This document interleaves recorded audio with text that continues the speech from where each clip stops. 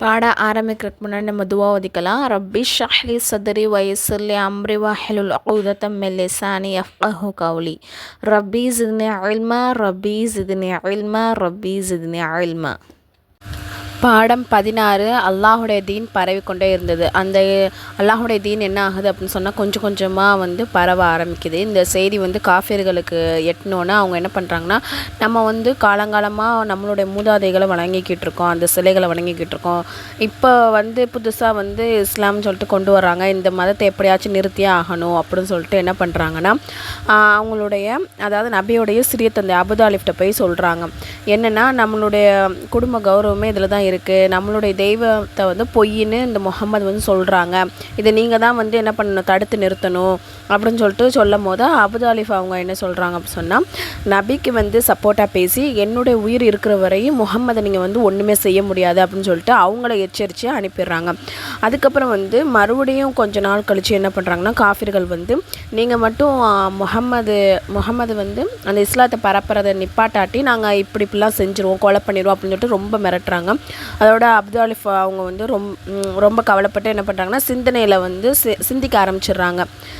ரசூல்லாட்ட எப்படி சொல்லி புரிய வைக்கணும், இதை நிறுத்திடுங்க அப்படின்னு சொல்லிட்டுன்னு சிந்திச்சுக்கிட்டு இருக்காங்க. அப்போ அவங்களுடைய அதாவது அண்ணன் மகனை அதாவது ரசூல்லாவை அழைச்சி சொல்கிறாங்க, இந்த விஷயத்தை நீங்கள் கைவிட்டுருங்க, இஸ்லாத்தை பற்றி நீங்கள் எத்தி வைக்க வேணாம் அப்படின்னு சொல்லும் போது ரசூல்லா கொஞ்சம் கூட பயப்படாமல் என்ன பதில் சொல்கிறாங்க அவங்க சிறிய தந்தைக்கு அப்படின்னு சொன்னால், இது அல்லாவுடைய வேலை, அவன் எனக்கு உதவி செய்வான், அப்படி ஒரு கால் இந்த மக்கள் என்னுடைய ஒரு கையில் சூரியனையும் மறு கையில் சந்திரனையும் கொண்டு கொடுத்தாலும் நான் இந்த வேலையை என்ன பண்ண மாட்டேன், கைவிட மாட்டேன் அப்படின்னு சொல்லி என்ன பண்ணுறாங்கன்னா கண்ணீர் வடிக்கிறாங்க. இதை கேட்ட அபுதாலிஃப் வியப்பில் அடைஞ்சு, நீ நிம்மதியாக இவளையே செய்யி, நான் அநியாயக்கார கையில் உன்னை ஒருபோதும் ஒப்படைக்க மாட்டேன் அப்படின்னு சொல்லிட்டு என்ன பண்ணுறாங்கன்னா உறுதி கூறுறாங்க.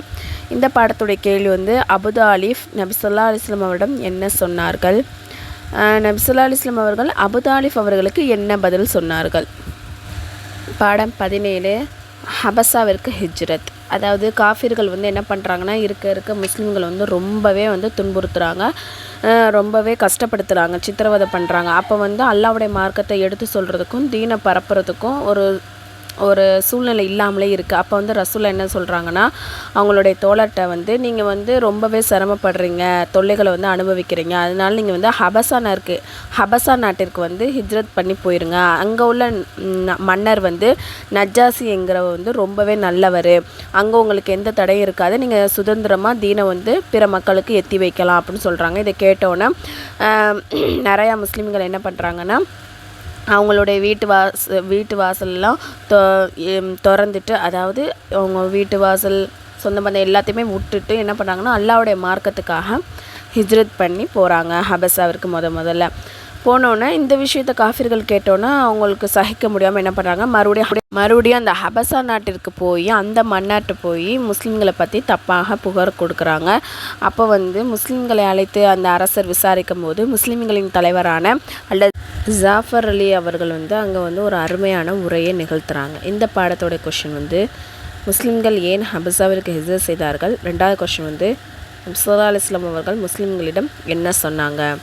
அடுத்த பாடம் ஜாஃபர் அலி அவர்களுடைய உரை.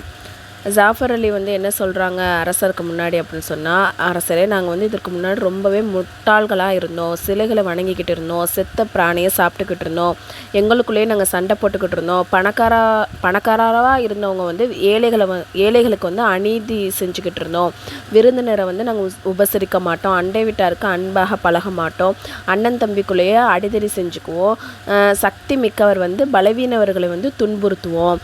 இந்த காலகட்டத்தில் தான் அல்லாஹ் தஆலா எங்கள் மீது பரிவு கொண்டு எங்களுக்கு ஒரு சிறந்த நபரை தூதராக எங்களுக்கு அனுப்பி வச்சான்.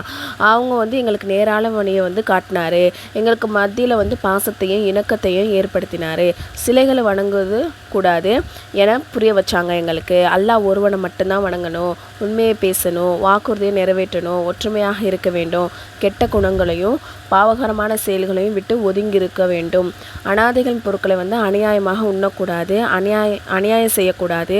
நாங்கள் அவரை இந்த விஷயங்கள்லாம் எங்களுக்கு அவங்க கற்றுத்தந்தாங்க. அதே மாதிரி நாங்கள் அவங்கள நபியாகவும் ரசூலாகவும் ஏற்றுக்கொண்டோம். அவருடைய பேச்சை ஏற்று இப்போ வரையும் நாங்கள் நடக்கிறோம். எங்களது சமுதாயம் எங்களுடைய எதிரிகளாக மாறி எங்களை அதாவது அவங்களோட பேச்சு நாங்கள் கேட்டு நடந்தனால இப்போ எங்களோட சமுதாயமே எங்களுக்கு எதிராக மாறி எங்களுக்கு வந்து துன்புறுத்த ஆரம்பிச்சிட்டாங்க. எனவே தான் நாங்கள் எங்களுடைய நாட்டை விட்டுட்டு எங்களுடைய வீட்டு சொத்து சுகம் எல்லாத்தையும் விட்டுட்டு இங்கே வந்திருக்கோம் அப்படின்னு சொல்லிட்டு ஒரு உருக்கமான பேச்சை வந்து பேசுகிறாங்க.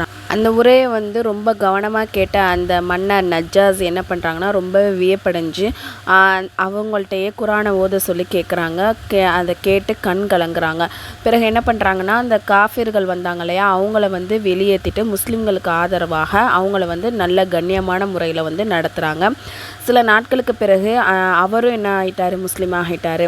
அவர் மீது அல்லாஹ்வின் அருள் உண்டாகட்டுமாக. ஆமீன்.